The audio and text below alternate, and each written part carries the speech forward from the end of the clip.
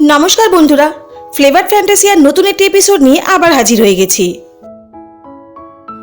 আর মাত্র হাতে গোনা কয়েকটা দিন, তারপরেই দেশের একাধিক শহরে শুরু হয়ে যাবে গণেশ পুজো। ইতিমধ্যেই তার প্রস্তুতি শুরু হয়ে গেছে। শাস্ত্র অনুসারে সুখ ও সমৃদ্ধির দেবতা গণেশের জন্ম হয়েছিল ভাদ্র মাসে চতুর্থীতে। তাই প্রতি বছর এই দিন থেকেই গোটা দেশে ধুমধাম করে গণেশ উৎসব উদযাপন করা হয়। প্রায় 10 দিন ধরে চলে গণেশ চতুর্থী উৎসব। 11তম দিনে গণেশ মূর্তি নিরঞ্জন করা হয়। পুজোর এই শেষ দিনকে বলা হয় অনন্ত চতুর্দশী। আগে মূলত ব্যবসায়ীরা গণেশ চতুর্থী পালন করতেন, তবে বর্তমানে বেশিরভাগ বাড়িতেও আয়োজন করা হয় গণেশ বন্দনার। এবারে চলুন দেখে নেওয়া যাক 2023-এর গণেশ চতুর্থী দিনক্ষণ। গণেশ চতুর্থী শুরু হচ্ছে মঙ্গলবার 19শে সেপ্টেম্বর, আর উৎসব শেষ হচ্ছে অর্থাৎ বিসর্জনের অনন্ত চতুর্দশী পড়ছে 28শে সেপ্টেম্বর। ভাদ্রপদ শুক্ল চতুর্থী তিথি শুরু হচ্ছে 18ই সেপ্টেম্বর দুপুর 12:39 থেকে। ভাদ্রপদ শুক্ল চতুর্থী তিথি শেষ হচ্ছে 19শে সেপ্টেম্বর দুপুর 1:43। এবারে আসুন দেখে নেওয়া যাক গণেশ চতুর্থী মূর্তি স্থাপনের শুভ সময়। গণেশের মূর্তি স্থাপনের শুভ সময় হলো 19শে সেপ্টেম্বর 2023 বেলা 11:07 থেকে। এই শুভ সময়কাল থাকছে 1:34 পর্যন্ত। এবারে দেখে নেওয়া যাক গণেশ চতুর্থীর পুজোর সময়। 19শে সেপ্টেম্বর রয়েছে গণেশ চতুর্থীর পুজো। সেই দিন বেলা 11:01 থেকে পড়ছে পুজোর শুভ সময়, আর তা চলবে দুপুর 1:28 পর্যন্ত।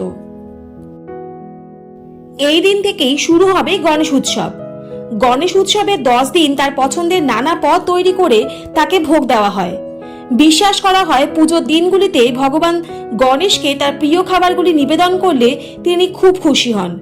চলুন জেনে নেওয়া যাক গণেশ পুজোর সময় কোন কোন খাবার নিবেদন করা উচিত। গণেশ পুজোর ভোগের কথা উঠলেই প্রথমেই যেটা মাথায় আসে সেটা হলো মোদক।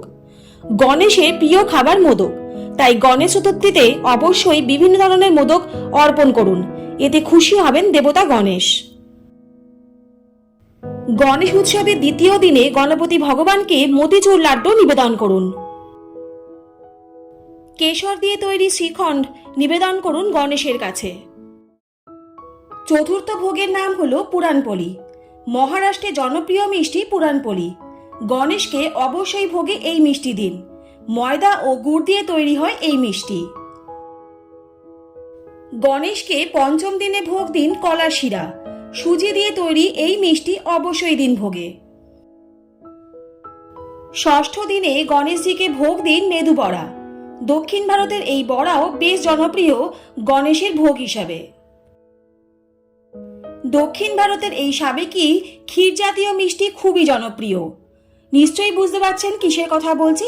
একদম ঠিক ধরেছেন, পায়েসের কথা বলছি।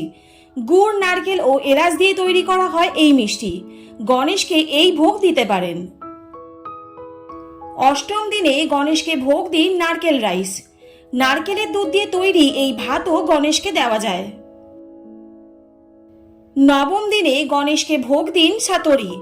মহারাষ্ট্রের মিষ্টি রুটি জাতীয় এই ভোগ গণেশের ভোগ হতেই পারে। দশম দিনে গণেশের ভোগ হিসাবে দেওয়া যেতে পারে রাভা পোঙ্গাল। সুজি ও ঘি দিয়ে তৈরি এই ভোগও গণেশকে দেওয়া যেতে পারে।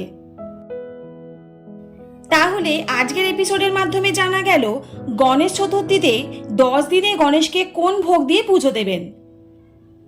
আজকের এপিসোডটা আপনাদের কেমন লাগলো অবশ্যই কিন্তু কমেন্ট করে জানাবেন। আর যদি ভালো লাগে তাহলে চ্যানেলটা please like, share and subscribe করতে ভুলবেন না। আর পাশে থাকা বেল আইকনটা অবশ্যই প্রেস করে দেবেন, যাতে এরকম ইনফরমেটিভ ভিডিও আপনাদের কাছে সবার প্রথম চলে যায়। সবাই সুস্থ থাকুন, ভালো থাকুন। অনেক ধন্যবাদ পাশে থাকার জন্য। দেখা হচ্ছে নেক্সট এপিসোডে। ততক্ষণের জন্য টাটা।